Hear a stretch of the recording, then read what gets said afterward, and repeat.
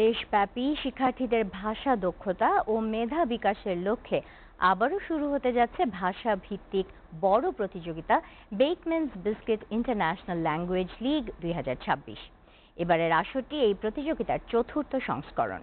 North south ইউনিভার্সিটির ইংরেজি ও আধুনিক ভাষা বিভাগের বিশেষ আয়োজনে অনুষ্ঠিত হচ্ছে শিক্ষার্থীদের এই জমকালো ভাষার লড়াই।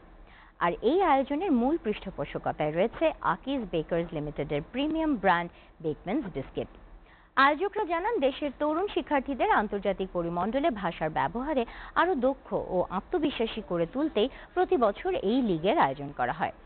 দেশ জুড়ে বিভিন্ন শিক্ষা প্রতিষ্ঠানের প্রায় 1 লাখ শিক্ষার্থীদের অংশগ্রহণে 23শে জুন থেকে শুরু হওয়া এই উৎসব চলবে আগামী 10ই অক্টোবর পর্যন্ত। এবারের আসরে বাংলা ও ইংরেজির পাশাপাশি আন্তর্জাতিক পর্যায়ে যুক্ত হয়েছে চাইনিজ, জার্মান ও ফ্রেঞ্চ ভাষা।